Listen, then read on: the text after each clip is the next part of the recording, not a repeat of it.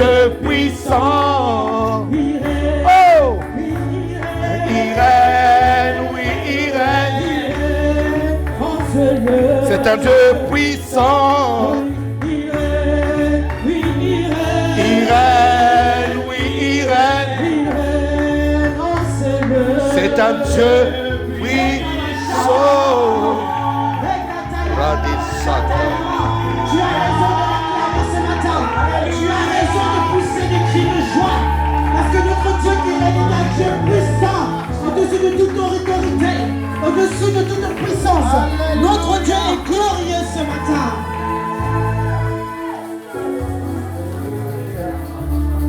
Père, nous te sommes reconnaissants ce matin. Ce n'est ni par force, ni par puissance, mais c'est par ton esprit. Merci Seigneur pour ces instants. Merci pour ta présence en ces lieux. Seigneur, nous ne voulons pas seulement que ta présence, mais ta manifestation. Parce que nous sommes conscients que tu peux être présent en un lieu, mais ne pas te manifester. S'il te plaît, donne gloire à ton nom, Seigneur. Saint-Esprit, viens glorifier le nom de Jésus. Il s'agit de toi et de toi seul. Il s'agit de ton royaume. Il s'agit de ton nom. Par le nom de Jésus, Père, nous avons ainsi prié. Et les saints disent Amen. Amen. Amen. Est-ce qu'il y a des gens qui ont apporté leur dîme ou qui ont fait le virement de leur dîme? Vous pouvez simplement lever les mains ou vous levez votre enveloppe. Nous voulons prier le Seigneur. Père, merci. Nous voulons simplement obéir, Seigneur, à cette recommandation qui nous demande, Seigneur, d'apporter nos dîmes et nos offrandes dans ta maison afin qu'il ne manque de rien. Alors, Seigneur, je te prie, relâche toute la bénédiction, relâche toutes les promesses, relâche toutes tes paroles, Seigneur, qui sont attachées et liées à ce principe. Par le nom de Jésus. Amen. Amen. Je veux me réjouir dans le Dieu de mon salut, en Jésus mon roi. Je veux me réjouir dans le Dieu de mon salut, en Jésus mon roi. Je veux me réjouir dans le Dieu de mon salut, en Jésus mon roi. Je veux me réjouir dans le Dieu de mon salut, en Jésus mon roi. Jésus rend mes pieds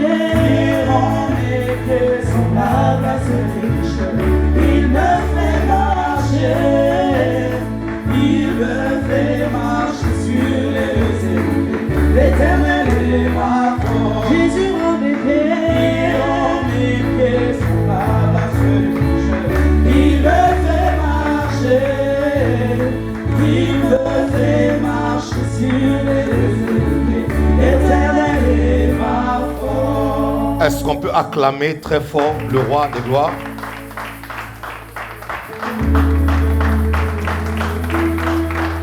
Merci beaucoup.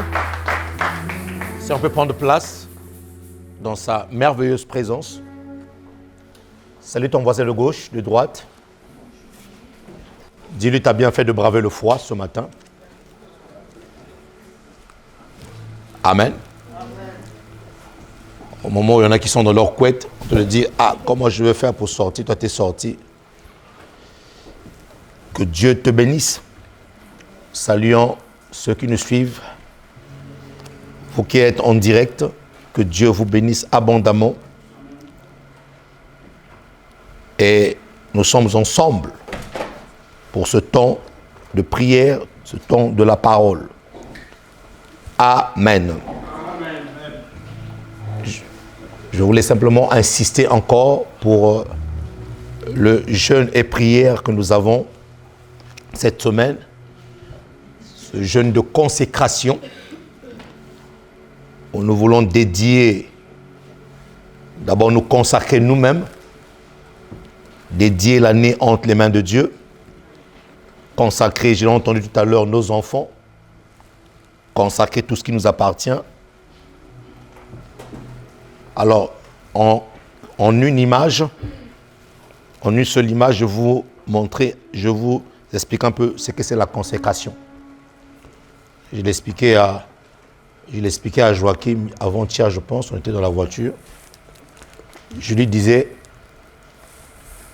cette bouteille, c'est un exemple, cette bouteille, c'est une bouteille d'eau. C'est une bouteille d'eau ordinaire. C'est écrit Volvic là-dessus. Bon, je ne fais pas la pub, hein. C'est écrit Volvic là-dessus. Maintenant, dès l'instant où je dis que cette bouteille, Père, je te la consacre, cette bouteille n'est plus ordinaire. J'ai pas donné ton amen. Amen.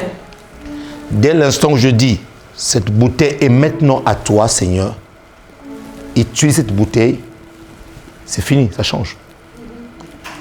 Ça veut dire que si tu t'amuses maintenant à jouer avec cette bouteille-là, tu auras des problèmes avec Dieu. Amen. Pourquoi? Parce qu'elle est consacrée, mise à part. C'est comme ça qu'on consacrait les Lévites, c'est comme ça qu'on consacrait les rois. On les mettait à part pour le service de Dieu. C'est pour ça que faites attention dans la vie d'une personne qui est consacrée à Dieu. Faites attention. Il y a des personnes sous lesquelles on ne peut pas toucher comme ça. Parce qu'ils sont mis à part. Ils sont consacrés.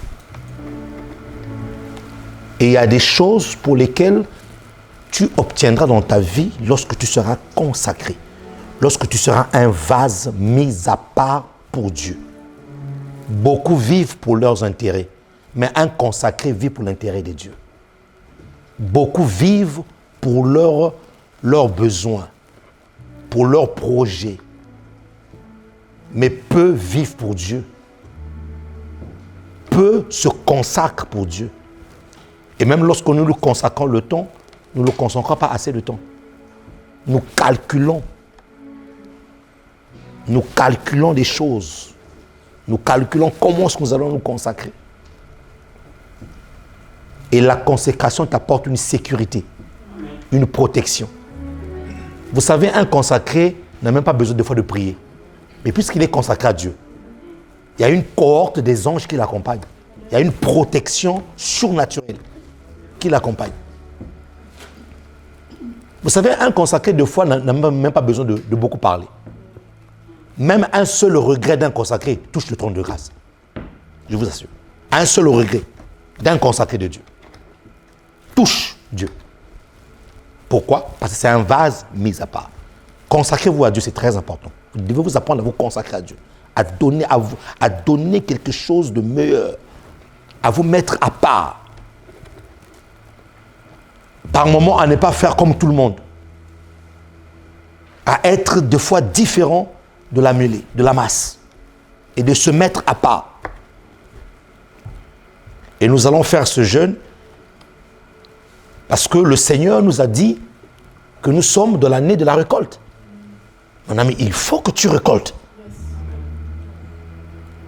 On est fatigué de cette vie chrétienne où on vient, alléluia, où on multiplie des paroles, on multiplie des prières, mais on ne voit rien. Excusez-moi l'expression, on ne voit que dalle. Il faut qu'à un moment donné, que tu puisses voir, que tu puisses témoigner. Et cela passe par le biais aussi de la consécration. Seigneur, je me mets à part pour toi. Seigneur, je veux que tu te sers de moi. Je veux être un vase entre tes mains. Seigneur, je veux que mon centre d'intérêt soit ton centre d'intérêt.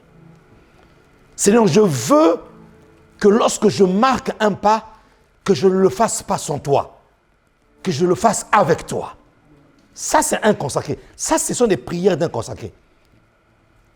Un consacré, lorsqu'il va dans la prière, il ne dit même pas à Dieu, Seigneur, je vais voyager demain et demain, il se lève, il part. Non, non, non. Il dit, Seigneur, est-ce que c'est ta volonté que j'aille demain? Ça, c'est un consacré. Donc, vous remarquez qu'une personne qui est consacrée, j'ai envie de dire, en un seul mot, dépend totalement de Dieu.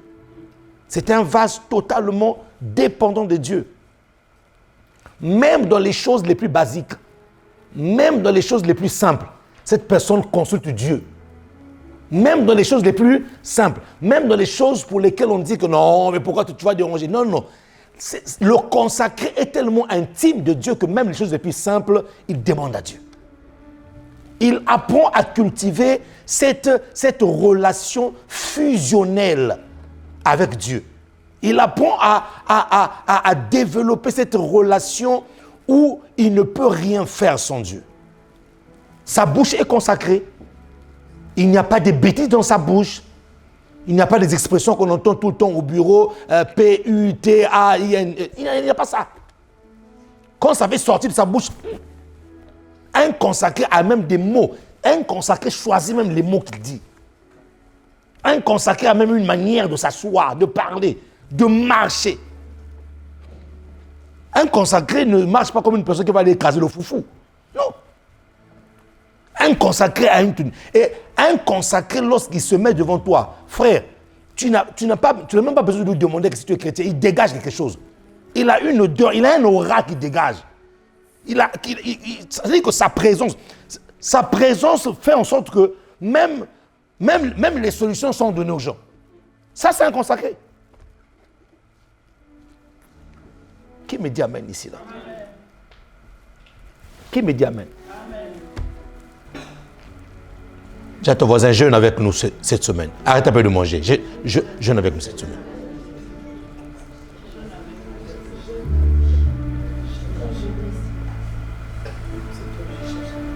Nous voulons nous livrer à Dieu. Nous voulons nous donner à Dieu. Nous voulons nous consacrer davantage à Dieu. Tu veux un secret pour entendre Dieu? Si tu veux un secret pour entendre Dieu, consacre-toi à lui. Tu vas l'entendre.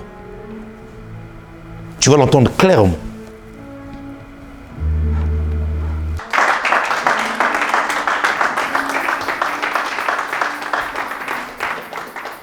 Amen.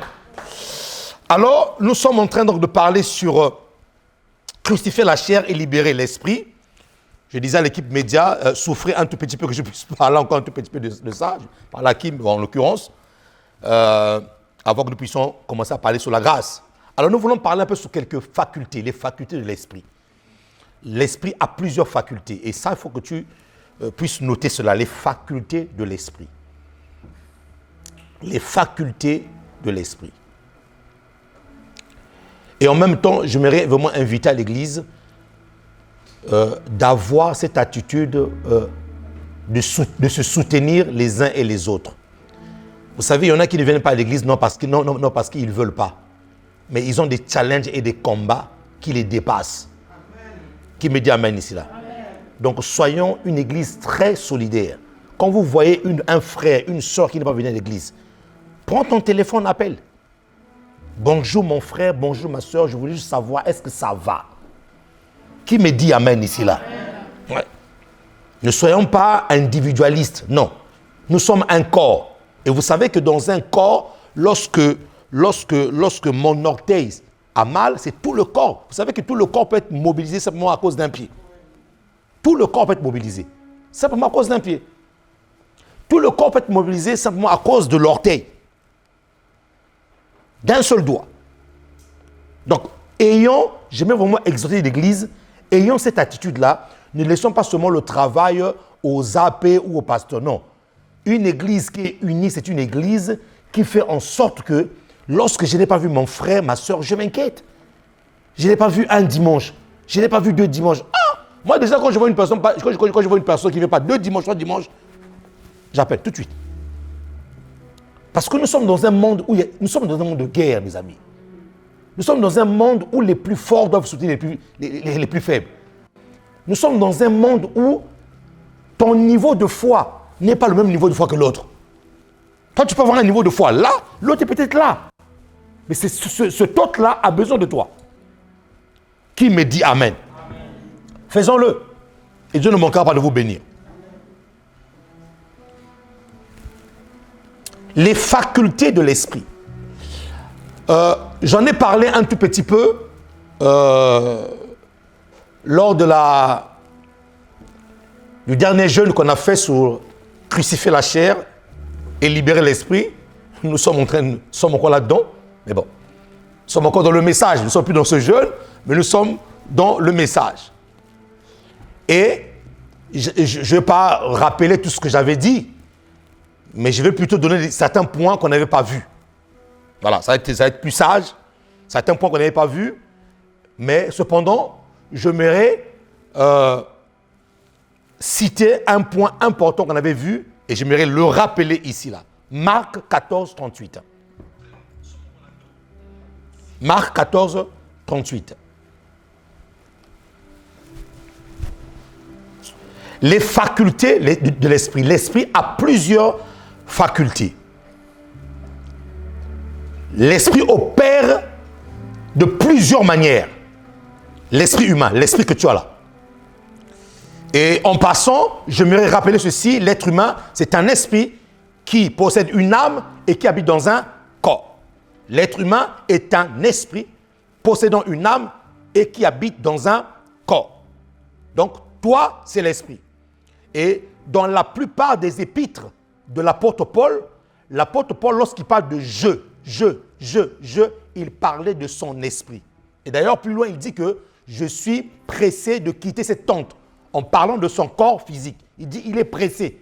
Il est pressé parce qu'il se rend compte que cette tente-là, qui est son corps, l'empêche des fois de libérer son esprit. Il dit je suis pressé. Mais cependant, c'est à cause de vous que je reste encore. Parce qu'il avait des églises à gérer, il avait un peuple à gérer. Qui me dit Amen.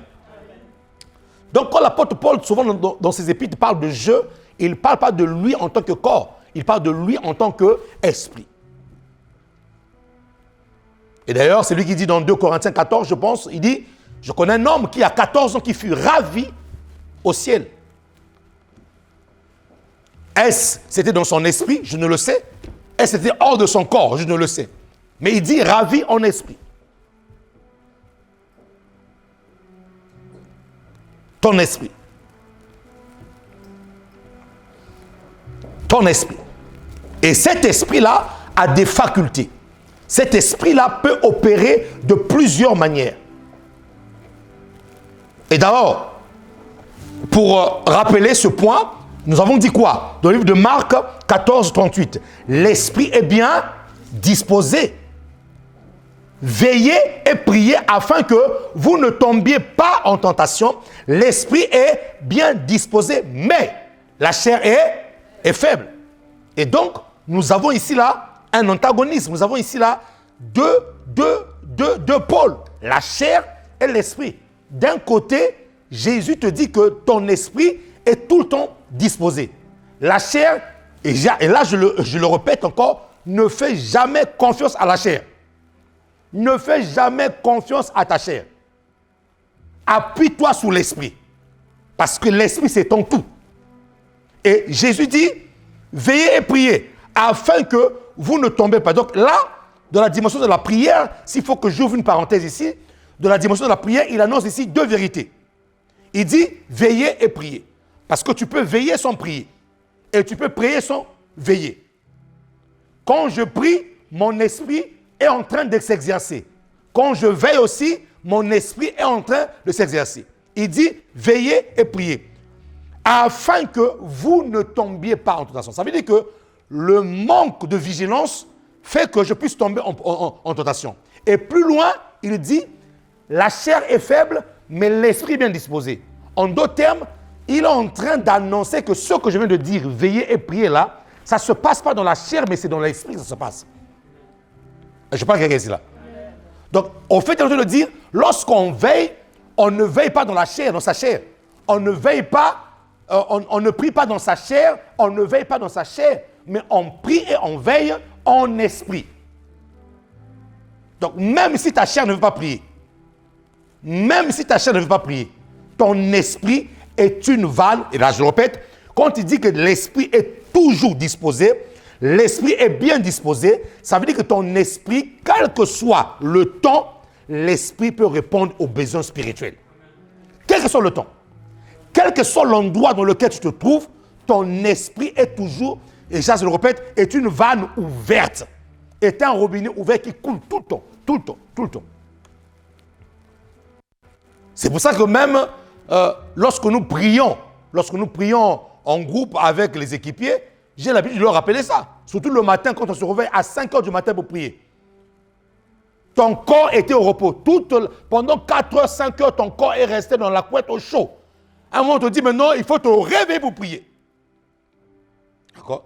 Et quand tu commences à prier, tu as un démarrage lent. Pourquoi? Parce que ton esprit n'est pas encore... En fait, ton esprit, c'est un van. C'est une vanne ouverte, mais il n'est pas encore connecté. Et si tu te réveilles en reculant, en te disant que « Ah, mais je suis fatigué. Ah, je suis fatigué. » Frère, ta chair va t'empêcher de prier. Ta chair va t'empêcher de prier. C'est pour ça que quand tu n'es pas conscient que ton esprit est disposé, tu vas te réveiller pour prier, mais tu vas te rendre compte que dans les minutes qui suivent, tu commences à t'endormir encore. Pourquoi? Parce que tu n'as pas conscience que mon esprit est comme une vanne ouverte, prêt à recevoir les choses spirituelles.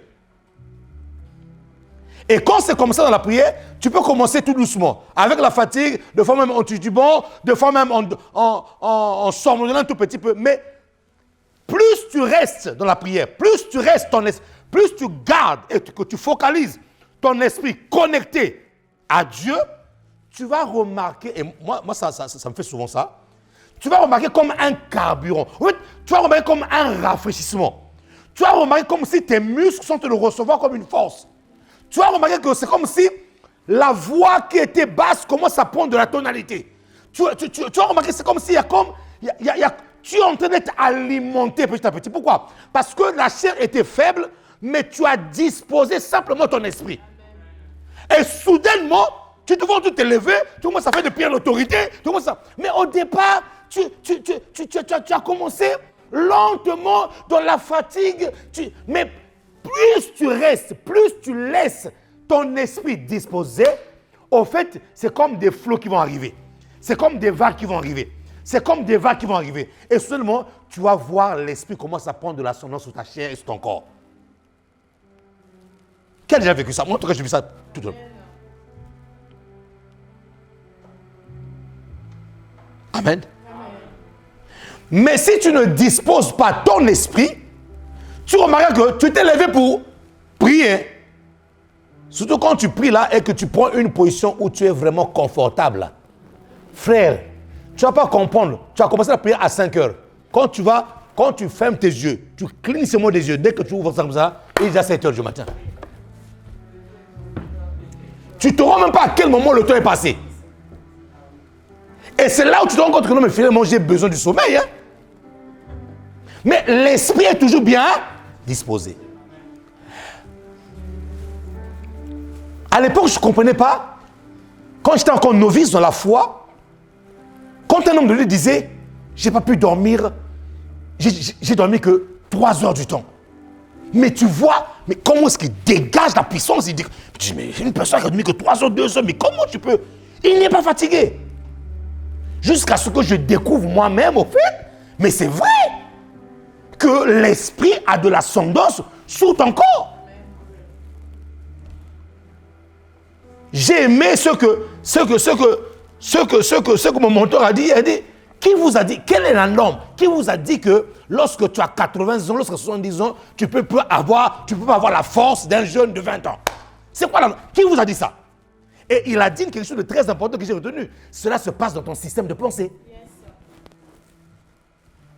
Donc, vous comprenez maintenant pourquoi est-ce que des fois, quand je vous dis que même à 80 ans, j'aurai le corps d'un enfant de 20 ans. J'ai dit ça à un collègue au travail, il était choqué. Il m'a suivi jusqu'au bureau pour dire non, je comprends ton histoire là. En fait, c'est comment? Tu veux me dire que tu n'as pas le même corps que moi? Je n'ai pas le même corps que toi. Et vous savez, il y a certaines déclarations quand vous le faites, des gens peuvent vous croire que non, tu es prétentieux. Non, c'est ta foi. Je crois que jusqu'à 80 ans, j'aurai un corps d'un enfant de 20 ans. Ça, c'est ma foi. Et je dis à la mission que je suis venu faire sur la terre, je ne mourrai pas jusqu'à ce que je puisse accomplir ma mission.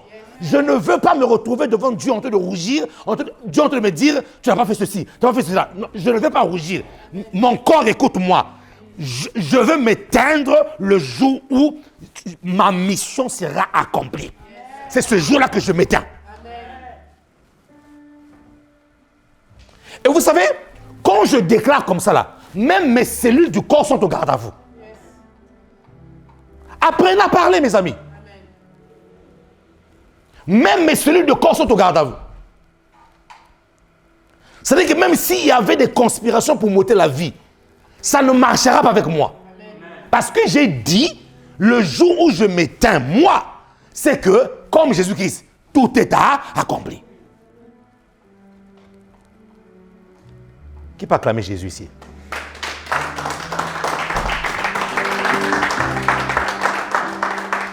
Et en même temps, je veux encourager une personne qui n'a même pas recommencé sa mission. Et vous savez qu'il y a des chrétiens qui n'ont jamais commencé leur mission. Ils viennent simplement à l'église, mais la mission que Dieu leur a donnée là, ils n'ont jamais commencé. Attention, il y a une différence entre venir à l'église et faire la mission de Dieu. Oh, est-ce que je peux la clarifier là? Il y a une différence entre venir à l'église et faire la mission. Il y a des chrétiens, ils sont chrétiens depuis, mais ils n'ont jamais commencé la mission. Et quand on leur dit, quand est-ce que tu vas commencer ta mission à servir Dieu? Pasteur, en 2023. En 2023. Quand est-ce que tu vas commencer à servir Dieu? Pasteur, en 2024. 2024. Quand est-ce que tu vas commencer à servir? Jusqu'à ce qu'il va vieillir, quand est-ce que tu vas faire ta mission? Tu feras ta mission quand? Quand est-ce que tu vas commencer à libérer le potentiel? Quand est-ce que tu vas commencer à donner aux autres ce que Dieu t'a mis à cœur de faire? Quand? Tu attends quoi? Tu attends une imposition de main? Il n'y a pas besoin d'imposition de main. C'est une conviction de l'esprit dans ton cœur.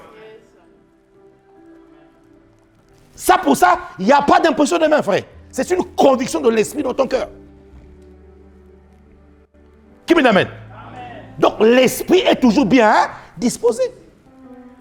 L'esprit est une vanne ouverte. C'est pour ça que vous allez remarquer une chose. Je ne sais pas si quelqu'un a déjà vécu cette expérience ici. La personne est en train de prier. Je suis en prière. Ma chair, comme dit Jésus, la chair est faible. Je me suis assoupi ou je me suis endormi. Moi, ça m'est arrivé à plusieurs reprises. Je me suis endormi, mon corps est endormi, mais je me suis vu dans mon esprit en train de continuer la prière. La chair ne suivait plus. Je me suis endormi, mais même quand je me suis endormi, c'est comme si, Seigneur, je veux que tu comprennes ça. Quand je me suis endormi, cette expérience, c'est terrible ce jour-là. Quand je me suis endormi, j'ai l'impression que c'est comme si quelque chose avait pris le relais. C'est comme s'il y avait un relais. Et je me suis vu en train de prier dans mon esprit, dans mon sommeil.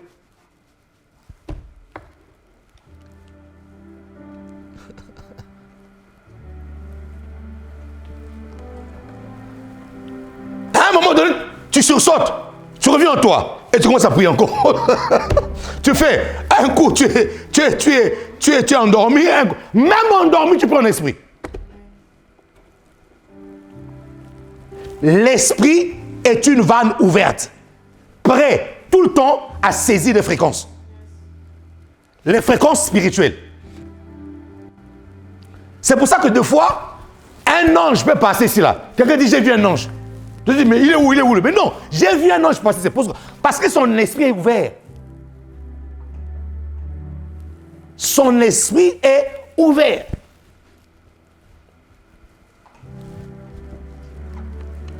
Je ne sais pas si mon message est en train d'aider quelqu'un ici là.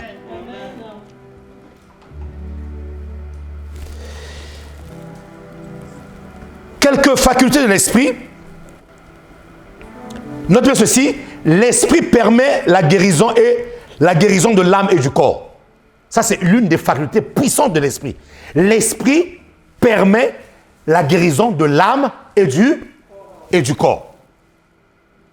Et quand je parle de l'esprit ici, je parle de l'esprit petit e, cet esprit qui a été régénéré. Pas simplement l'esprit humain qui a perdu le royaume. Non, je parle de cet esprit qui a été régénéré par le Saint-Esprit. Cet esprit qui a été régénéré par le Saint-Esprit a la capacité de guérir ton âme et ton corps. Qui croit à la guérison divine ici là? Est-ce qu'il y a des malades parmi nous?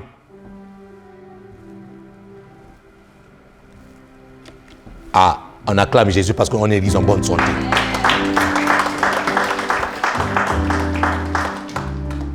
Amen. Bon, maintenant, toi, si tu n'es pas malade, ramène des malades ici là. Je vous ai dit de ramener des malades ici. Les malades sont où?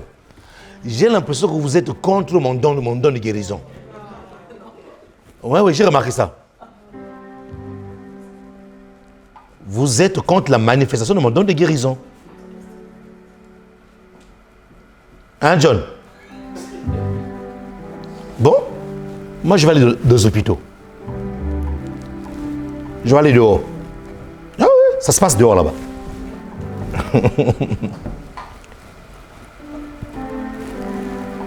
J'ai prié pour une personne malade lors d'une évangélisation. C'était il y a 2 ans, je pense. On était parti à la gare, on était parti à la place, à la porte de Pantin.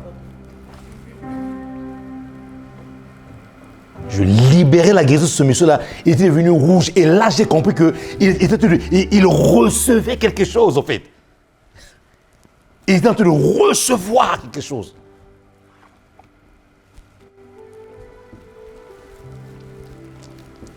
Alléluia. L'esprit permet la guérison de l'âme et du corps. Nous avons dit quoi? Proverbe, Job 32:8. Nous avons dit quoi? En réalité, dans l'homme, excusez-moi en tout cas, mais je vous soulève ce verset-là. En réalité, dans l'homme, c'est l'esprit, c'est le souffle du Tout-Puissant qui donne quoi? C'est un souffle. Le roi, en hébreu, R-O-U-A-H.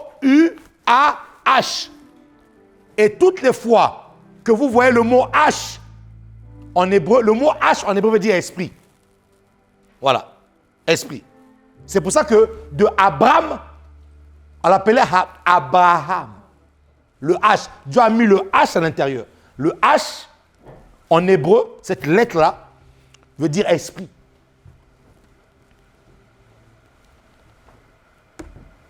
Donc quand tu donnes un prénom à ta fille ou à ton fils et que tu mets le H à l'intérieur, tu es en train de le dire, toi là, tu seras, je te baigne dans l'esprit.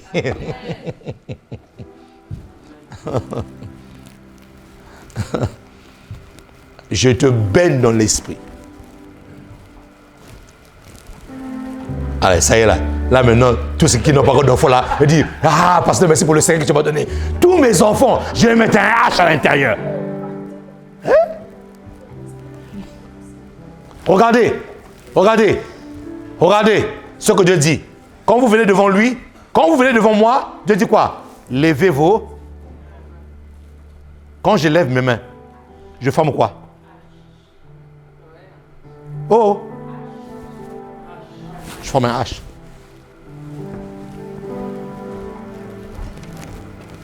C'est pour te rappeler que même la prière est spirituelle. C'est dans l'esprit que ça se passe. Le souffle, le roi du Tout-Puissant qui donne de l'intelligence. Maintenant, Proverbe 20 dit quoi? Proverbe 20, 27. L'esprit a la capacité, l'une des facultés de l'esprit, c'est de guérir l'âme et le corps. Proverbe 20, verset 27. Le souffle de l'homme est une lampe de l'Éternel. Il pénètre jusqu'au fond des entrailles. Le souffle de l'homme est une lampe de l'Éternel. La Bible déclare que ce souffle-là va pénétrer les entrailles. Ça, c'est la version 8 secondes. Dans la version Semeur ou Second 21, il est écrit ceci. L'esprit de l'homme est la lampe de l'Éternel qui va sonder les profondeurs de l'âme. les entrailles ici, là, les entrailles ici interprétées par Louis II, dans d'autres versions, c'est l'âme. Donc, nous comprenons que l'esprit de l'homme a la capacité d'aller patrouiller dans l'âme, d'aller arranger dans l'âme. C'est quoi l'âme? L'âme, c'est le domaine des sentiments et des émotions. L'homme est tripartite. L'homme a l'esprit, l'âme et le corps. Et j'ai dit tout à l'heure que le véritable toi, c'est l'esprit. Alors, de l'autre côté de l'esprit, il y a ce qu'on appelle ton corps. Le corps qui est composé de la chair. Et entre le corps et l'esprit, il y a ce qu'on appelle l'âme. L'âme est au milieu. L'âme, au fait, c'est pour ça que l'âme est changeante. L'âme va souvent vers le plus fort. Si c'est ta chair qui est la plus forte, l'âme, elle va aller automatiquement vers la chair. Si c'est ton esprit qui est le plus fort, l'âme va cohabiter ou va collaborer avec ton esprit. L'âme, en fait, c'est comme une entité qui est neutre. Il a des sentiments, il y a des sentiments au niveau de l'âme, mais en termes de contrôle, elle est contrôlée soit par ton esprit, soit par, en fait, elle est contrôlée par les deux opposés. Parce que Galate dit quoi? Que l'esprit et le corps ou la chair sont opposés. Ils sont opposés. Ils ne peuvent jamais se mettre ensemble. Non, ils sont opposés. Car les désirs de la chair ne sont pas ceux de l'esprit. Oui. Et l'âme, lui, il est au milieu. Et l'âme suit souvent le plus fort. Si ta chair si ton esprit n'est pas fort et que ta chair te contrôle, l'âme suit. Oui. Si ton esprit est fort par rapport à ta chair, l'âme va dire, je suis le plus fort. Et n'oubliez pas une chose, que l'âme, c'est ta vie. Parce que Lévitique dit que la vie de toute chair se trouve dans son âme. Donc l'âme, c'est ta vie. L'âme, c'est ta vie sur la terre. Tes sentiments, tes désirs, tes émotions. Et si tu n'as pas un contrôleur de l'âme qui est fort, ta vie risque d'aller. C'est pour ça qu'il y a des personnes qui sont changeantes. Il dit un mot. Il dit oui à midi 30, non. Ça prouve que c'est une personne qui ne maîtrise pas son âme. Jésus dit que ton oui soit oui, que ton non soit non. L'âme de nature est très changeante. Elle peut être balancée à gauche et à droite. C'est pour ça que lorsque ton esprit est fort, ton esprit le dompte et le contrôle pour toujours. Il ne pourra plus, il faut que tu fasses un travail en toi. Faire en sorte que ton esprit soit tellement fort afin que ton âme ne soit pas alliée à ta chair. Oh. Et la Bible dit que l'esprit de l'homme est une lampe. Et quand je te parle comme ça là, je vois, parce que n'oublie pas une chose, que l'âme est dans le sang. Dans ton sang est l'âme. La vie de toute chair se trouve dans son âme. Et l'âme est dans le sang. Et la Bible déclare que l'esprit de l'homme est une lampe qui va aller scruter, qui va aller sonder les profondeurs de ton âme. Donc, quand cette lumière qui est l'esprit, parce que là, en fait, l'esprit devient comme une lumière.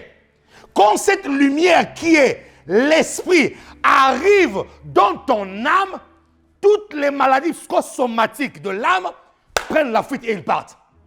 Et pendant que je te parle comme ça, Dieu me donne une image. Remarquez une chose.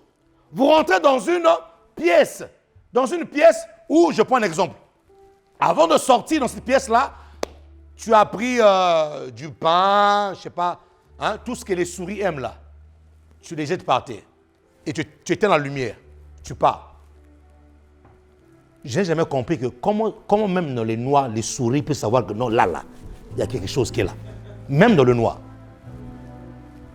Maintenant, remarquez, lorsque vous entrez dans ce lieu-là, sombre, lorsque vous allumez la lumière, que font les souris? Madame, répondez-moi, je suis en train de prêcher là. Que font les souris? Que font les souris?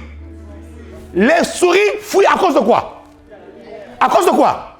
Écoute-moi très bien. Toute maladie dans ton âme, à cause de l'Esprit de Dieu qui va aller scruter ton âme, ces maladies vont fuir. Ah, est-ce que je parle à quelqu'un ici là? Est-ce que je parle à quelqu'un ici là? Est-ce que je peux enseigner la parole de Dieu? C'est pour ça que j'ai dit que l'esprit de l'homme a la capacité de guérir l'âme et le corps. Dieu, Proverbe nous explique, il te donne la révélation. Il dit que cet esprit-là est la lampe de l'Éternel. Et on dit bien lampe de l'Éternel. Pourquoi lampe de l'Éternel? Parce que dans la liste de la création de l'Éternel, il n'y a aucune maladie. Dans la liste de la création, Dieu n'a pas créé le cancer. Dieu n'a pas créé des tumeurs. Dieu n'a pas créé le sida. Lorsque Dieu t'a créé, à la fin, il a mis un cachet. Cela était très bon. Écoute-moi, c'est bien. Tu es très bon pour Dieu. N'accepte jamais que quelqu'un se moque de ton nez. Tu es très bon comme ça. Arrêtez-moi ce complexe d'infériorité, ce complexe de corps. Tu es bien comme ça. Ah, il n'y a pas d'amen ici là. Dieu dit, tu es très bon. Donc, le très bon de Dieu, alors qu'est-ce qu'il dit? Pour que je puisse maintenir ce très bon là, je mis dans l'homme l'esprit qui devient comme une lampe pour moi. Donc quand il y a un ça va pas, l'esprit me dit que dans le corps de cet enfant-là, il y a un ça va pas. L'esprit te rappelle que tu dois être en bonne santé. La Bible déclare, cet esprit-là va sonder. C'est-à-dire que, mon ami, l'esprit de Dieu va dans le domaine de la santé. Hein? Je parle du domaine de la santé. En tout cas, les médecins, les gens qui sont infirmiers, médecins, docteurs, je ne vais pas vous contredire, mais moi je suis dans la foi et dans l'esprit. Donc je respecte la médecine. Et les théories que je vais annoncer ici là n'ont rien à voir avec la connaissance humaine. Ça a à voir avec l'intelligence spirituelle. Donc je ne suis pas en train de contredire la médecine légale, la médecine scientifique, la connaissance ou les diplômes, non. Écoutez-moi très bien. Mais seulement, moi je suis, ce que je dis là, en tant que docteur de la foi, en tant que docteur de Dieu, je parle un langage spirituel. C'est pour ça que l'apôtre Paul, lorsqu'il parlait aux gens, il disait, comprenez-moi, je ne parle pas le langage des hommes. Parce que dans le langage des hommes, on va te limiter à un certain niveau. Et l'apôtre Paul leur explique, vous dit non, je parle le langage de l'esprit. Donc, dans le langage des hommes, on va t'administrer certains médicaments. Et remarquez même, quel est, voyez un peu, voyez le concept même des médicaments, c'est quoi? Lorsqu'on te donne un médicament, le médicament va aller cibler là où il y a le mal. Oui ou non? Oh, oui ou non? La composition du médicament est fait que lorsque merci. La composition du médicament est faite de telle manière que lorsqu'on te le donne, lorsque tu avales ça, les éléments qui sont dans le médicament savent que tu dois te diriger à tel organe.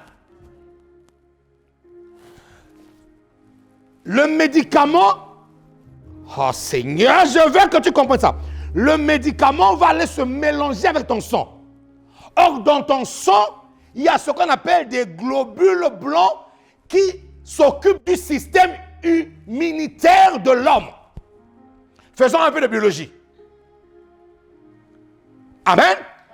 Et chaque chromosome, pasteur, quoi chromosome? Papa, il y a longtemps qu'on a quitté l'école. Je pense qu'on est chromosomes. Mais j'ai quitté l'école depuis. Oui, chaque chromosome. Il n'y a pas d'autre mot. Je ne peux pas te donner d'autre mot. C'est le chromosome qu'on appelle ça.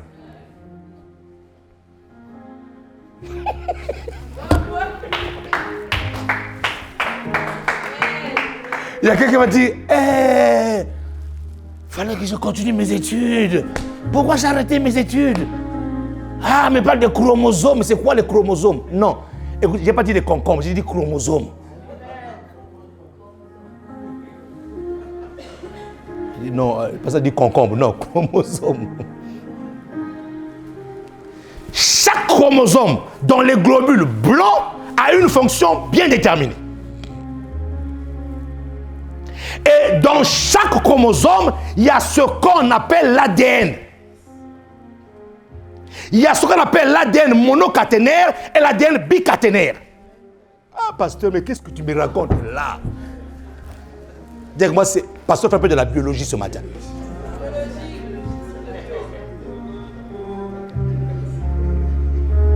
Et dans chaque caténaire, il y a des lettres. C'est comme des codes informatiques. Ah, mon ami. C'est comme des codes informatiques. Vous voyez, quand tu écris sur ton clavier, ce que tu écris sur ton clavier là, l'ordinateur le transforme à son langage où il comprend lui. Oh. Donc, quand tu avales un médicament, c'est comme si tu prenais ton clavier pour écrire. Maintenant, le médicament, une fois dissous dans le sang, il y a des éléments qui vont aller vers les chromosomes qui s'occupent de tel organe. Oh oh. Oh oh. Tes yeux sont contrôlés par certains chromosomes. Donc quand tu as mal aux yeux, on va te donner un médicament qui va aller, comme on peut dire, hein, booster ces chromosomes, booster ces globules-là, pour stimuler, voilà, pour que la guérison arrive. Ça, c'est le système médical. Mais au fait, pour ceux qui sont un tout petit peu intelligents, comprennent qu'au fait que le système médical ne s'est calqué que sur la parole de Dieu, au fait. À votre avis, pourquoi est-ce qu'aujourd'hui, le symbole de la pharmacie, c'est une croix avec le serpent? Mais c'est ce que Moïse a fait dans le désert. Lorsque le peuple était malade, frappé par une maladie, Moïse a élevé dans le désert un bâton avec un serpent. Et quiconque regardait ce serpent-là était guéri. C'est pour ça que le monde de la pharmacie a pris le symbole de Moïse pour montrer que, ah mon Dieu, l'Église, on a une puissance de Dieu. Nous ne comprenons pas ces choses. L'Église est puissante, mais l'Église se comporte comme des faibles. On est puissant. Ils ont pris le symbole de Moïse. Eux aussi, à chaque fois quand je passe devant une pharmacie, je vois ce symbole, je dis, waouh, Dieu t'es fort. Même s'ils ne croient pas en toi, mais ils t'ont copié quand même. Il a élevé le serpent des reins dans le désert. Et toute personne qui fixait son regard sur ce serpent avait la guérison. Or, ce serpent-là n'était que la figure de Christ qui devait être mis à la croix. Et que quiconque qui regardait Christ avait la guérison. C'était prophétique. C'était annonciateur de la mission du Messie. Waouh! Dis-moi waouh! Dis encore waouh! Tu ne peux pas demeurer dans la maladie. Écoute-moi, tu ne peux pas écouter ce message au son de ma voix et être malade. Impossible. Maintenant, la connaissance humaine est limitée. Dans la recherche ou dans la fabrication de certaines molécules médicinales, il y a des choses pour lesquelles ils sont limités. Et c'est pour ça que ceux qui savent utiliser leur esprit vont au-delà du médicament. Quelqu'un n'a pas compris. Quelqu'un n'a pas compris. Ceux qui savent utiliser leur esprit vont au-delà du médicament. Je vous ai expliqué ici, là, une émission que j'ai suivie. C'est même pas un chrétien. C'est même pas une personne qui n'a... Cette personne n'a pas d'alliance avec Dieu. Cette personne est en phase terminale de son cancer. Les médecins lui ont donné 3 jours. Monsieur, il vous reste 3 jours. Après 3 jours, il revient, le monsieur, les yeux ont en train de le regarder. Il dit, mais c'est pas possible, mais normalement. Il revient encore pendant 3 jours, le monsieur le regarde. Et là, il dit à ce monsieur, les médecins sont dépassés. C'est pour ça que je dis, je ne suis pas contre la médecine, mais moi, je vous parle le langage spirituel. Je vous parle le langage spirituel. Et les médecins posent la question. Mais monsieur, dites-moi un tout petit peu. C'est quoi? Qu'est-ce qui fait que vous... Qu'est-ce qui fait que vous puissiez vous maintenir? Parce que normalement, nous, d'après nos calculs, d'après nos informations, tu ne devrais plus être là. Il a dit, c'est mon esprit. Il a dit carrément, mon esprit me permet d'être encore en vie. Je dis, waouh, un païen, une personne qui ne connaît pas Dieu. Écoute-moi, il ne parle pas en langue. Il ne fait pas rindere, bébé. Non, non, non. Il s'est rendu compte de la faculté de son esprit.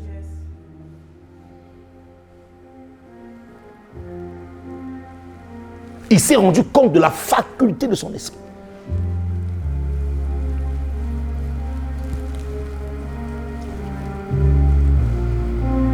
Donc, quand on te dit que tu es malade, tu as le droit de dire « je ne suis pas malade ». Quand on te dit que tu vas mourir demain, tu as le droit de dire que je ne mourrai pas demain. Oh, est-ce que je parle à quelqu'un ici là?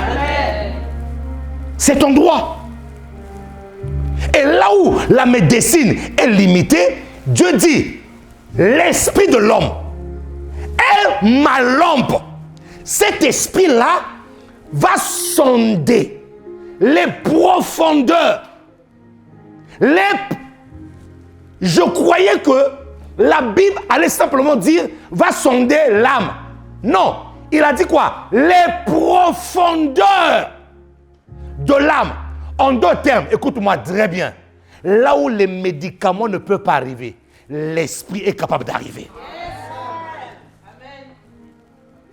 Là où les médicaments ne peuvent pas atteindre, l'esprit est capable d'aller toucher. Là où les médicaments ne peuvent pas agir, Dieu dit, l'esprit sonde les profondeurs. C'est-à-dire que quand il y a certaines... J'ai souffert du tétanos. C'était un tétanos spirituel. On m'avait lancé un sort. Dans ce pied-là. Juste au niveau de ma cheville, j'ai une très grosse cicatrice. Alors, qu'est-ce qui s'est passé? Ce qui s'est passé, c'est que quand mon pied commençait à pourrir à l'intérieur, à la surface, quand vous voyez la plaie, c'est juste une toute petite plaie. Mais le problème, c'est que lorsque on me soignait la plaie, on le faisait en surface. On nettoyait, on mettait des ponçons. Mais à l'intérieur, mon pied avait pris, la plaie à l'intérieur avait pris tout ça. Donc il y avait un trou dans mon pied. Et je dis que celui qui avait fait ça là, il a échoué lamentablement. Amen. Parce que ce pied-là sert pour l'évangile maintenant. Amen. Mon ami, tu sais, des fois quand on te dit de servir Dieu là, c'est pas pour la blague là. Et je suis convaincu que Dieu avait gardé mon pied parce qu'il savait que j'allais prêcher l'évangile. Amen. Il savait que ce pied allait parcourir. Amen. Il savait que ce pied allait parcourir des nations, des églises, aller évangéliser, aller imposer les mains aux gens. Dieu savait. Et on va à l'hôpital, il y a 2 médecins devant moi. Un sataniste et un chrétien. Et c'est ce jour-là que même j'ai compris que le monde spirituel se communique. C'est-à-dire qu'un sorcier qui est capable d'habiter Poissy communique naturellement sans interférence de réseau avec un sorcier qui a on est ici là, sans problème. Il n'y a que des hommes, il faut le Dieu qui joue. Quand on vous parle de la télépathie, c'est quoi la télépathie? Télépathie, c'est quoi? Télépathie.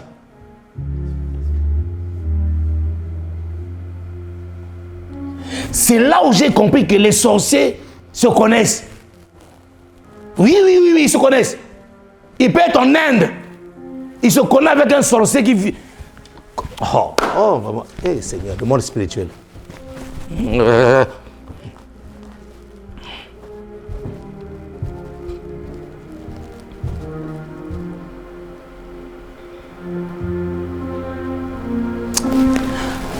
Un médecin chrétien, un autre médecin sataniste. Le sataniste commence le premier, il prend mon pied. Il dit à mon père, on va procéder à une intervention, il faut couper ce pied. On m'a failli couper le pied, mes amis. On m'a failli couper le pied.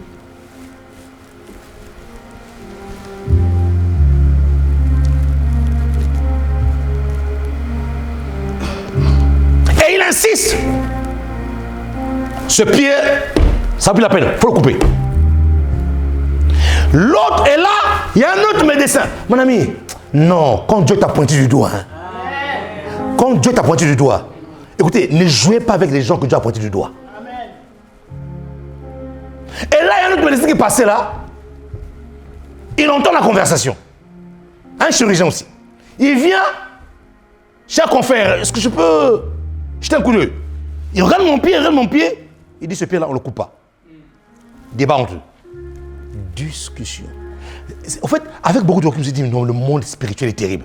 Au fait, il y a des choses qui se passent dans le monde spirituel, vous ne comprenez même pas.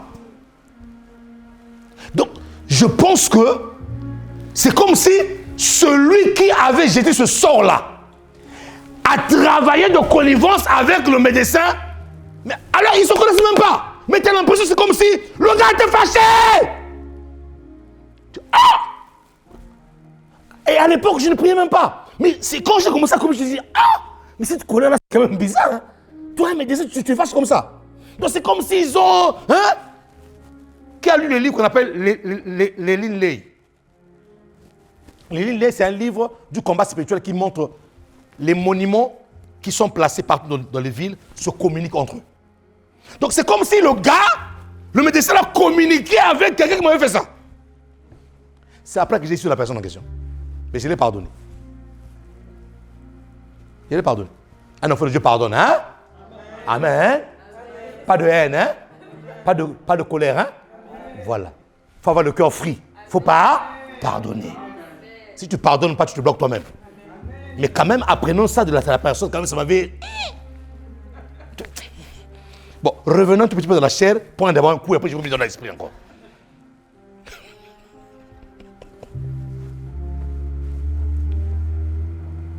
Le gars était fâché. Mais moi ici, j'avais quel âge? J'avais 18 ans. J'étais là, je regardais, je ne comprenais pas au fait. Et le gars me prend, il m'opère sous anesthésie.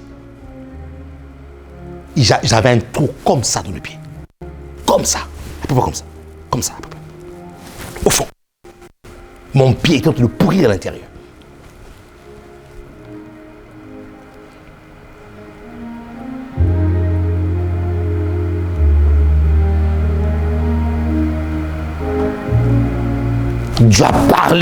Dieu a parlé à ce docteur-là. Il dit, celui-là, c'est mon serviteur. On le coupera par le pied. J'aurai besoin de ce pied-là pour l'évangile. Prends soin de lui.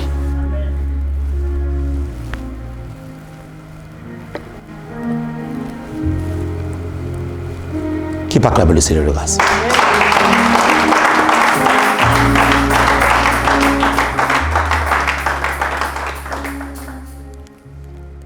L'esprit sonde les profondeurs.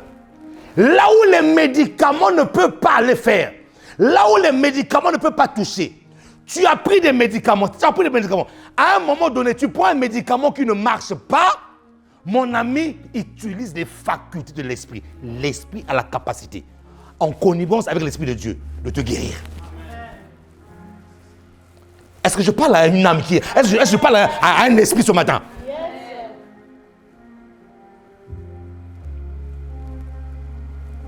Démonstration. Hier, on a eu une journée très intense. Une journée intense dans le service de Dieu. À la fin de la journée, j'étais exténué, mal à la tête. J'ai dormi avec des maux de tête jusqu'à ce matin, jusqu'à là, quand je t'assure là, jusqu'à quand je suis monté ici là, et au moment où je vous parle, à cause de l'esprit, le mal était parti.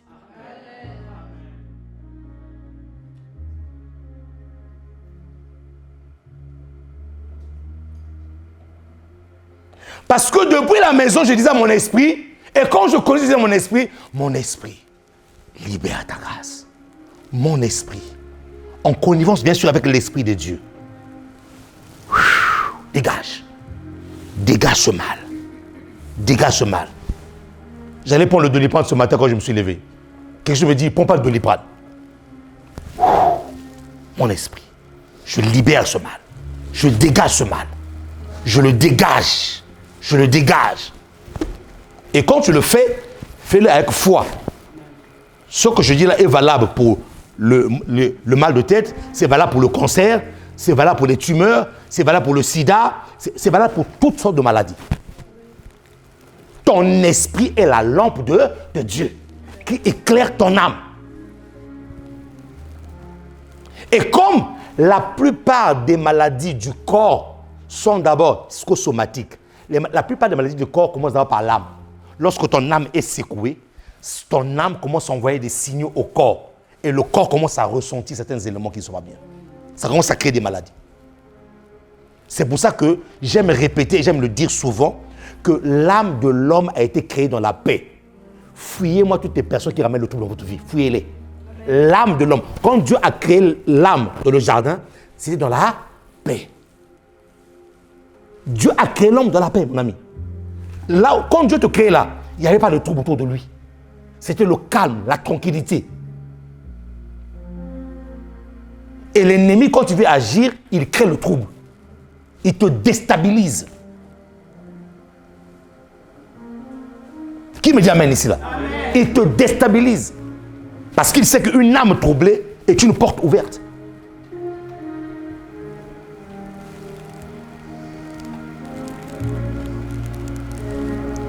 Regarde, je te confirme ce que je viens de te dire. Psaume 143, verset 4. Je te confirme ce que je viens de te dire là. Psaume 143, verset 4.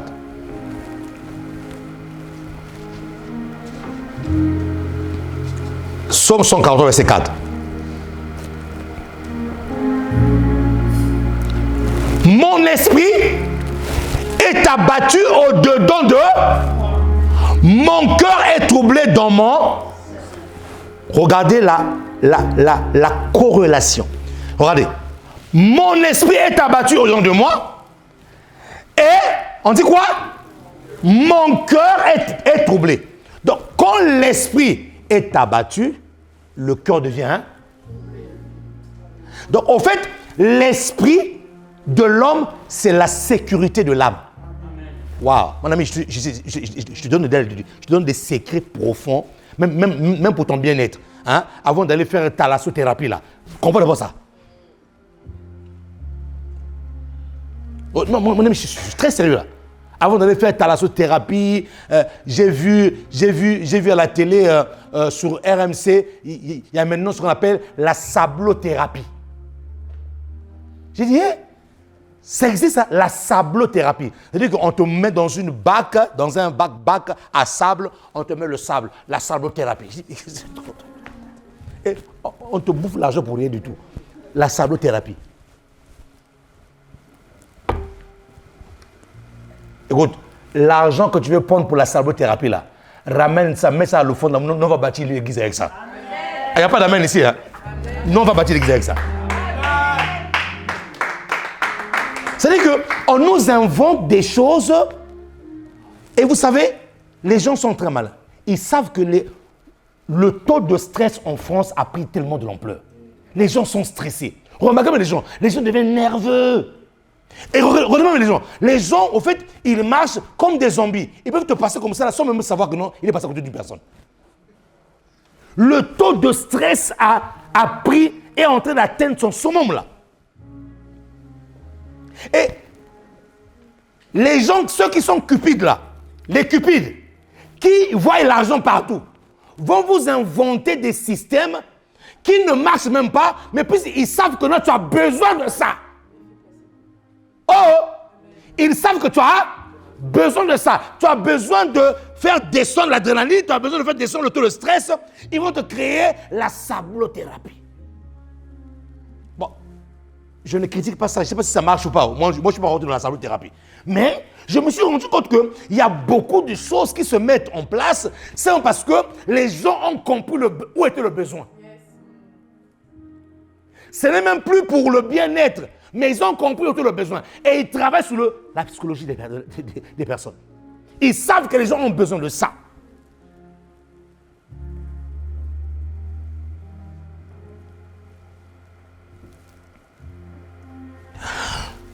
Ces vérités-là, je veux que tu les comprennes. Mon esprit est abattu au-dedans de moi, mon cœur est troublé. Donc, lorsque l'esprit est abattu, la conséquence immédiate, c'est le cœur troublé. Donc, nous comprenons que mon âme, quand on dit cœur troublé ici, là, le mot, nous sommes une église enseignée, n'est-ce pas? Dans la Bible, le cœur, selon le contexte dans lequel il est placé, a une signification. Ici, le cœur, ici, dans le contexte, il est placé ici, c'est l'âme. C'est l'âme. C'est pour ça que Jean 14 dit que votre cœur ne se trouble point. Le cœur là, ce n'est pas l'esprit. Dans certains contextes bibliques, le cœur, c'est l'esprit. C'est pour ça qu'il faut savoir bien lire la Bible. Mais dans certains contextes bibliques, le cœur, c'est l'âme. Maintenant, le français étant pauvre en vocabulaire, on appelle tout cœur. Mais dans le hébreu ou dans le grec, ils savent dissocier les mots. Chaque mot a une signification bien particulière. Qui me d'amène ici là. Donc, il dit, mon esprit est quoi? Est abattu au-dedans de moi, mon cœur est troublé. Donc, pour une personne qui est sage, fera en sorte que son esprit reste fort. Pour une personne qui est sage, fera en sorte que son esprit reste fort. Parce que lorsque l'esprit n'est plus fort, mon âme est en insécurité. Et quand l'esprit n'est plus fort et que ton âme est en insécurité, que fait naturellement l'homme? L'homme commence à aller chercher des solutions à l'extérieur. Alors que la vraie solution, c'est à l'intérieur de lui. C'est simplement recadrer son esprit. C'est aligner son esprit avec l'esprit de Dieu, avec la parole de Dieu, afin que son esprit redevienne fort, afin que son âme revienne en sécurité. Qui n'a pas craint la parole de Dieu?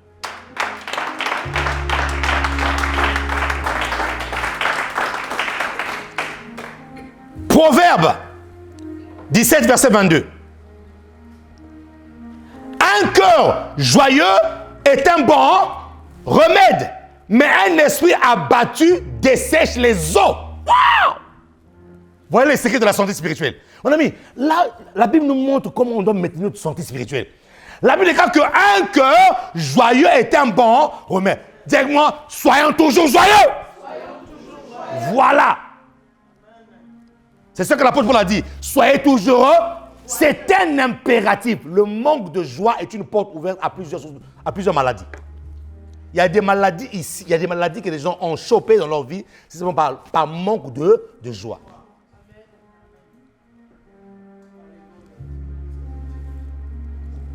Dis à ton voisin, ne me contamine pas ton manque de joie. Moi, je vais être joyeux tout le temps. Dis à ton voisin, écoute-moi très bien. Toutes les fois que tu t'assois à côté de moi, là, sois toujours joyeux. Parce que c'est contagieux. Hein? C'est contagieux. Quand vous voyez une personne toujours aigrie, amère, cette personne a besoin de délivrance, mes amis. Oui. Je le répète, au risque de dire la même chose. Dieu n'a pas créé l'âme dans le trouble.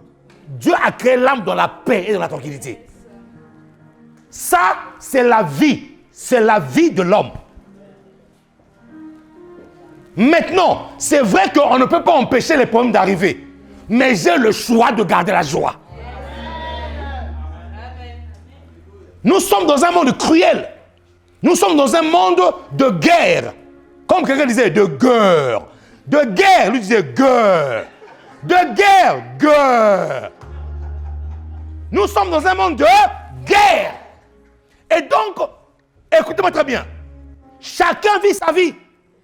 Chacun crée son environnement. Toi aussi, tu as le droit de créer ton environnement. Je ne veux pas que ta situation puisse polluer ma vie. Dieu a besoin de moi. Ma destinée a besoin de moi. Et la Bible dira que la joie est un remède. Donc quand je suis dans la joie, je suis en train d'envoyer des signaux à mon corps pour que mon corps soit au garde à vous et garde la santé. Donc je ne peux pas me promener à chaque fois avec une personne toujours amère, aigrie. Ah, toi aussi, ah! Qui peut acclamer le Seigneur ici? C'est pas un choix. C'était un choix. C'était un choix. J'ai le choix de garder ma joie. Et donc aussi, j'ai le choix de choisir des personnes qui me communiquent la joie aussi. C'est mon choix. Je n'ai qu'une vie sous terre, hein, à moins que Christ puisse me ressusciter. Gloire à Dieu. Mais je n'ai qu'une vie sous terre. Donc je n'ai pas le temps à perdre. Tu n'es pas mon ennemi. Je t'aime de loin parce que la Bible me dit d'aimer. Mais ta manière d'être là, tu me pollues. Mon ami, je suis très sérieux. Je suis très sérieux.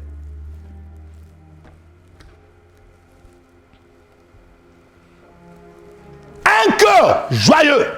En d'autres termes, une âme joyeuse est un bon remède. Mais un esprit abattu dessèche. Waouh! Mais ça c'est un mystère, ça. Dessèche les eaux. Un esprit abattu dessèche les eaux. Ça veut dire quelque part, je ne dis pas toutes les maladies des eaux viennent de là. Mais quelque part, j'en tire une conclusion en disant ceci. Que la plupart de certaines maladies des eaux viennent des esprits abattus. Une personne qui a un esprit abattu, ses os se dessèchent. Dit la parole de Dieu. Tu as beau prendre du calcium, même de la poudre de calcium, ça ne marchera pas. Parce que ton esprit est abattu. Chers médecins, excusez-moi encore, je parle là le langage spirituel. Je ne parle pas d'un langage avec une intelligence physique ou non. Je parle là le langage spirituel.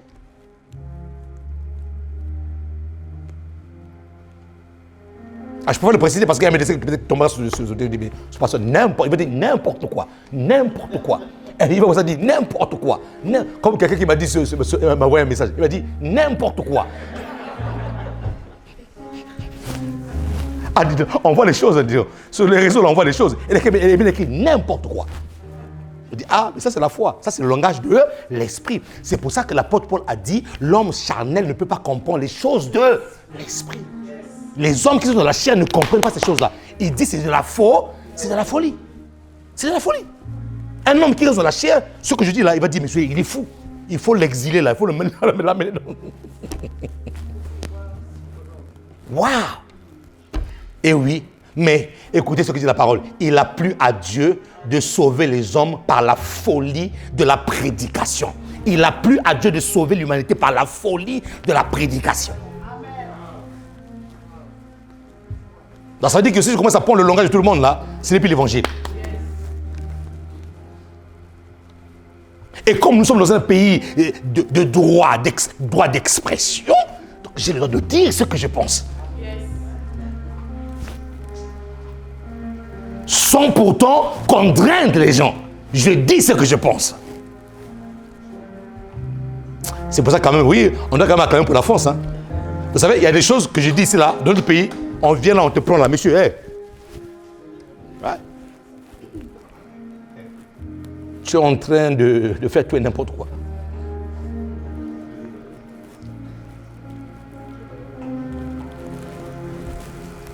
Ton esprit doit être un esprit joyeux.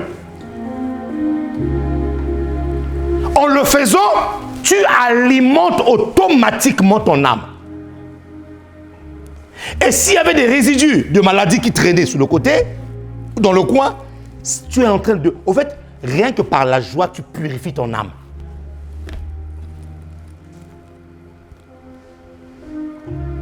C'est ainsi que Proverbe 18, 14, je termine par ça, dit quoi? Proverbe 18, 14 dit quoi? L'esprit de l'homme le soutient dans la l'esprit de l'homme le soutient dans la maladie, mais l'esprit abattu, qui le relèvera? L'esprit de l'homme le soutient. Quand tu es malade, c'est ton esprit qui te soutient. Mais un esprit abattu, qui le relèvera? Lorsque l'esprit est abattu, les eaux sont séchées.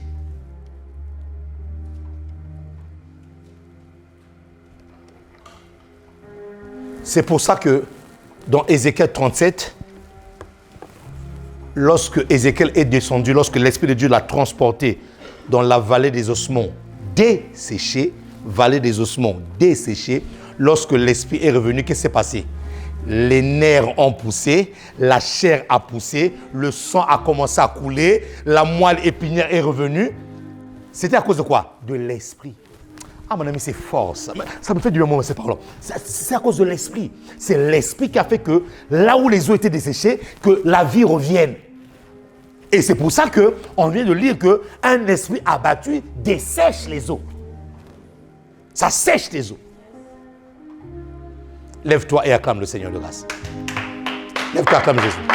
Acclame très fort, acclame très fort.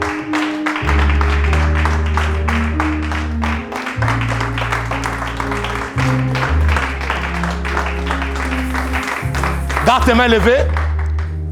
Puisqu'il n'y a pas de malades ici, là, je prie pour ceux qui sont malades en direct, Père, par le nom de Jésus, par l'autorité de ton nom, par le pouvoir de Christ Jésus, par le don de guérison. Tous ceux qui me suivent maintenant au travers de ce live et qui tomberont sous cette vidéo, je te prie maintenant qu'ils reçoivent leur guérison. Et ceci, peu importe la maladie, au nom de Jésus. Que le Saint-Esprit de Dieu, lui qui était envoyé pour que nous puissions marcher dans la communion avec Dieu, vous visite maintenant. Je parle de n'importe quelle maladie. Je parle du sida. Je parle de la toux. Maintenant, c'est la toux qui plie partout. Je parle de la toux. Je parle de toute maladie des os. Toute maladie de sang. Je parle de toute forme de maladie. Toutes sortes de maladies. Si tu tombes cette vidéo au son de ma voix, que la puissance de Dieu te visite. Et si tu n'arrivais pas à marcher, tu avais des douleurs aux pieds, je t'ordonne maintenant, au nom de Jésus, de te lever de là où tu es et de marcher maintenant. Si tu avais une maladie qui a été examinée par un médecin, tu as été diagnostiqué positif à une maladie, je te déclare ceci, cette semaine, ne le laisse pas passer. Va revoir ton médecin. Dis à ton médecin, je veux refaire le même examen. Et tu seras surpris de ce que Dieu est en train de faire à cet instant. Que la guérison divine te localise maintenant. Que le Dieu que nous servons, le Dieu qu'on appelle Jéhovah Rapha, lui qui guérit toutes sortes de maladies, qu'il te visite maintenant. Et que les maladies au son de ma voix commencent à sortir des corps maintenant. J'ordonne aux maladies de sortir des corps maintenant. J'ordonne aux maladies de sortir des corps maintenant. Maladie des yeux, sors des corps. Celui qui avait des dents abîmées, que Dieu commence à restaurer tes dents. Celui qui perdait des cheveux, si tu avais la perte des cheveux, oh que ton cuir chevelu soit raffermi maintenant. Au nom puissant de Jésus, que l'huile, je vois l'huile de Dieu, je vois l'huile de la royauté, je vois l'huile de la guérison descendre sur des personnes ici là, et même sur ceux qui sont en ligne. Recevez la guérison maintenant. Je prie pour vous, recevez la guérison. Ne regarde pas cette maladie. Ne considère plus cette maladie. Commence à recevoir. Commence à faire des mouvements que tu ne faisais pas. Commence à parler. Commence à dire je suis guéri. Et sois dans la joie. Parce que le Seigneur l'a fait maintenant au nom puissant de Jésus-Christ de Nazareth. Et les saints disent Amen. Pousse des cris de joie et acclame le Seigneur ici là.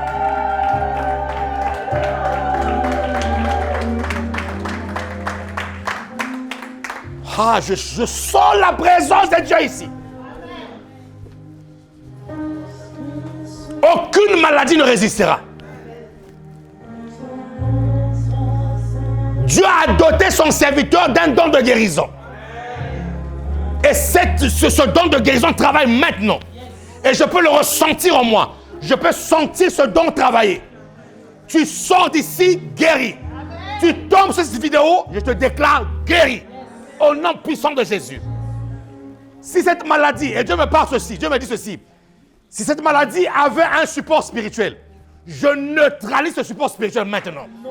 Parce qu'il y a des maladies qui sont spirituelles. On t'envoie une maladie pour qu'on dise que non, tu es mort naturellement. C'est faux. Je déclare ceci.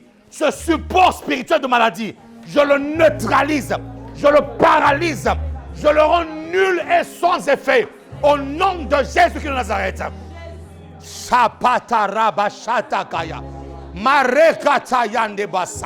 Je parle au fibrome. Je parle au myome. Je libère la puissance de la guérison divine. Maintenant, que les fibromes soient libérés. Que les myomes soient neutralisés. Au nom de Rabashakata. Rabaya baba baba baba. Roboshete kayabasa. Matorende scoria baba. Oh Seigneur, oh Seigneur. Oh Seigneur. Oh Seigneur. Toute maladie des os. Toi qui avais mal aux os. Marabosa. La Bible déclare que l'esprit a remis les os en place. La Bible déclare que l'esprit a raffermi les os. Au son de ma voix, les douleurs des os maintenant, je t'arrête. Au nom puissant de Jésus. Toute douleur des os. Je vois une douleur des os qui commence. Regarde l'image que Dieu me donne, ma fille. C'est une douleur des os qui commence au niveau de la hanche, ici, jusqu'à là. Mais ça traverse comme une sciatique. Dieu te guérit de cela au nom de Jésus de Nazareth. Et même au niveau de la hanche, la personne a du mal à s'asseoir. Devant quand la personne s'assoit sur le côté. Tellement que la personne a mal à la hanche. Que la guérison arrive maintenant. Reçois cette guérison maintenant. Je vois dans mon esprit les flots de guérison. Reçois cette guérison maintenant. Que les flots de guérison arrivent dans ta vie maintenant. Quelqu'un me dit amen ici là. Tu as droit à la santé. Et tu as droit à vivre dans la bonne santé. Parce que ton travail a besoin de toi. Tes enfants ont besoin de toi. La société a besoin de toi. L'église a besoin de toi. Donc la santé, il faut que tu puisses avoir la santé. C'est ton partage. Au nom de Jésus. Au nom de Jésus. Acclame le Seigneur. Acclame le Seigneur. Acclame le Seigneur. Waouh, quelle présence de Dieu. Quelle présence. Soleil jusqu'à son coucher. Oh oui, que ton nom soit sanctifié. Adonai.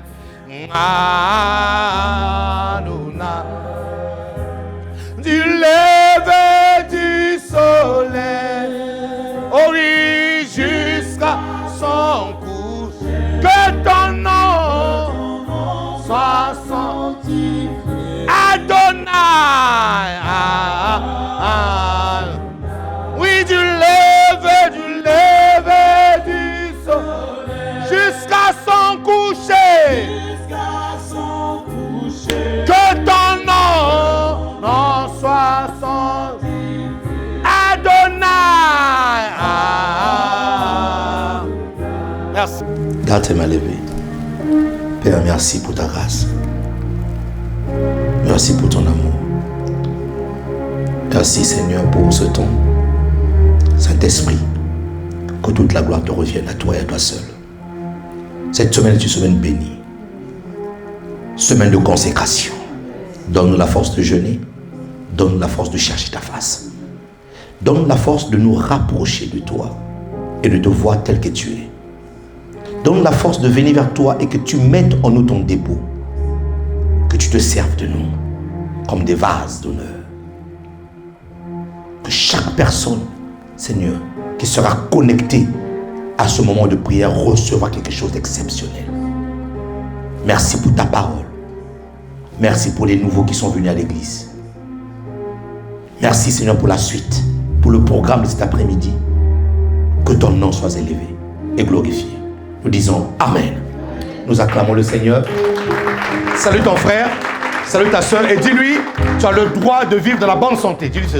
Tu as le droit de vivre dans la bonne santé. Oui, tu as le droit de vivre dans la bonne santé. Alléluia. Gloire au Seigneur.